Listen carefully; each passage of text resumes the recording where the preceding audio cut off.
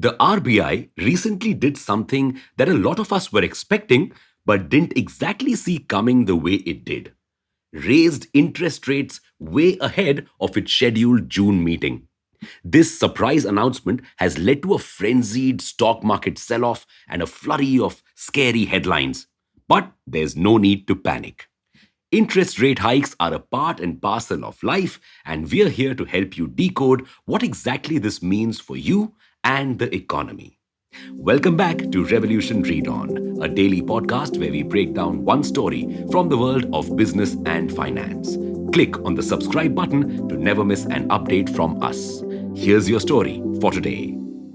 The first step to decoding the RBI's interest rate hike is understanding why it was important. India had been maintaining an ultra low interest rate. Interest rates determine the cost of borrowing in the economy of 4% since 2018. And this low interest rate made borrowing easy. So there was a lot of cash in the economy.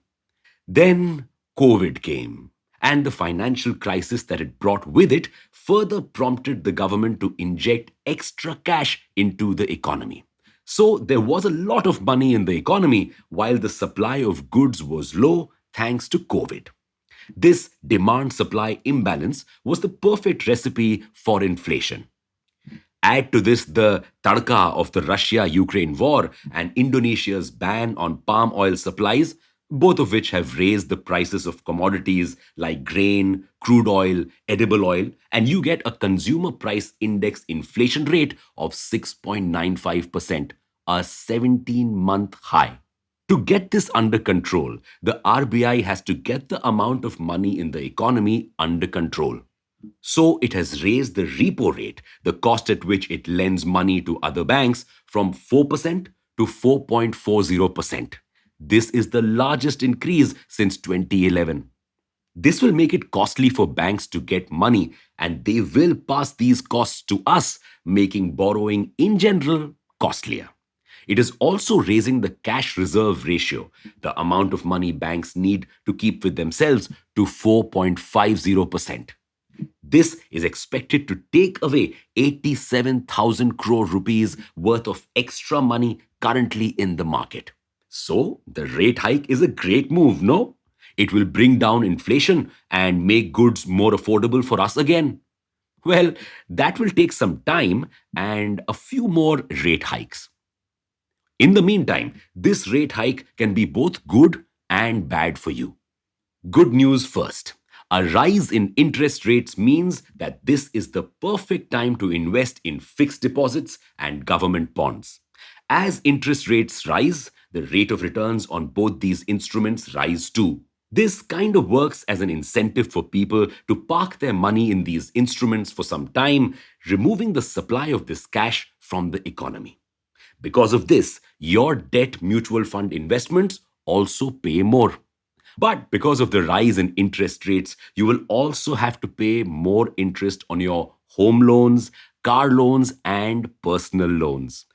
Also, because people are putting their money in these instruments, they sell their equity investments, causing the stock market to fall. But are people taking money out of the stock market just because bonds give a better investment opportunity right now? Well, no. A lot of sectors are going to suffer because of this rate hike, and as a result, the stocks of these companies will also not perform that well right now. But what are the sectors that will suffer and why? The reason why the RBI waited so long to raise the rates was that it wanted the easy money in the economy to help fuel our growth. When companies can borrow money easily, they invest in more projects, create more factories, and generate employment. But with borrowing costs high and the inflation still not tamed, many companies and industries will be in a worse situation. For instance, the automobile industry and the real estate sector will most probably see a decline in growth.